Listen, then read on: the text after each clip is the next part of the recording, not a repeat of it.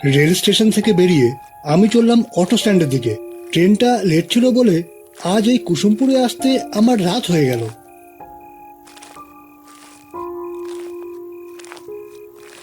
Auto স্ট্যান্ডে পৌঁছে দেখলাম শুধু একটা মাত্র অটো দাঁড়িয়ে আছে।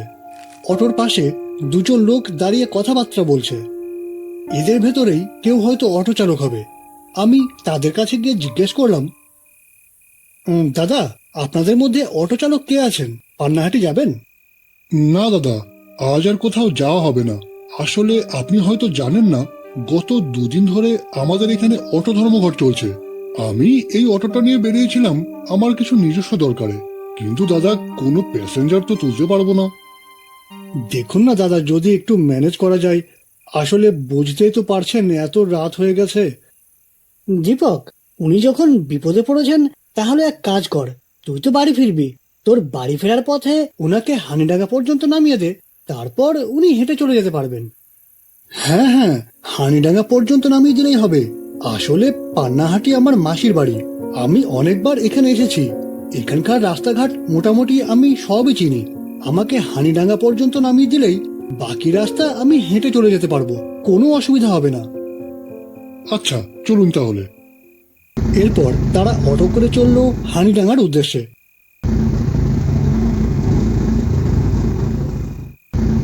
কিছু দূর চলার পরেই হানিডাঙ্গা এসে যায়। অটো চালক ওই প্যাসেঞ্জারকে নামিয়ে দিয়ে তার বাড়ির উদ্দেশ্যে রওনা দেয়। সেই নির্জন রাস্তায় রজত একা দাঁড়িয়ে থাকে। এরপর রজত তার টর্চ লাইটটা হাতে নিয়ে এগোতে থাকে। একটু এগোতেই তার সামনে বড় রাস্তার পাশে একটা ছোট রাস্তা সে দেখতে পায়। রজতের মনে পড়ে যায় এই রাস্তা দিয়ে গেলে অনেক তাড়াতাড়ি সে তার মাসির বাড়ি পৌঁছাতে পারবে। এর আগেও অনেকবার সে এই রাস্তা দিয়ে গিয়েছে। রাস্তাটা যদিও ঘন জঙ্গল আর বাঁশবাগান দিয়ে ভরা, কিন্তু আমার কাছে তো টর্চ রয়েছে, চিন্তা কি। এই কথা বলে জঙ্গলের রাস্তা ধরে এগোতে থাকে রজত। রাস্তার দুই ধারে ঘন জঙ্গল আর বাঁশবন। জঙ্গলে প্রবেশ করার পর ঝিঝি পোকার ডাকটা আরো তীব্র হয়ে উঠল।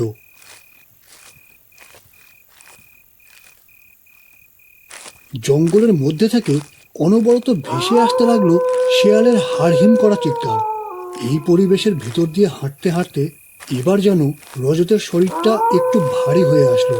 আসলে এই রাস্তায় যে সে কাউকেই পাবে না, এটা সে আশা করতে পারেনি। রাতের এই জঙ্গলের রাস্তায় সে একা। এইসব চিন্তা করতে করতে সে হাঁটছে। এমন সময় হঠাৎ তার মনে হলো তার পেছনে কিছু যেন একটা শব্দ হচ্ছে। শব্দটা অনেকক্ষণ ধরেই হচ্ছিল, কিন্তু সে প্রথমে বিষয়টাই আমল দেয়নি। কিছু একটা যেন তার পেছন পেছন আসছে। এবার যেন সে সত্যি সত্যি একটু ভয় পেয়ে গেল। তবু কিছুটা সাহস জুগিয়ে সে পিছনে ফিরে তাকালো। পিছনে ফিরে তাকাতেই সে দেখলো তার পিছু নিয়েছে একটা বেড়াল। সে ঘুরে দাঁড়াতেই সেই বেড়ালটাও থমকে দাঁড়ালো। এবার বেড়ালটা একটু ডেকে উঠল, নেই মামার থেকে কানা মামা ভালো। এই নির্জন রাস্তায় কোনো সঙ্গী না পেলেও এই বেড়ালের সঙ্গ অনেক ভালো। এই বেড়াল হয়তো কারোর পোষা বেড়াল, পথ ভুল করে এত দূর চলে এসেছে। ভালোই হলো, চলুক আমার সঙ্গে। এই কথা বলে রজত আবার হাঁটতে শুরু করলো এবং তার সঙ্গে সঙ্গে চলল বিড়ালটি।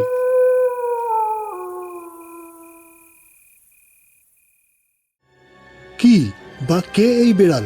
কেনই বা সে একজন অপরিচিত ব্যক্তির পিছু নিয়েছে?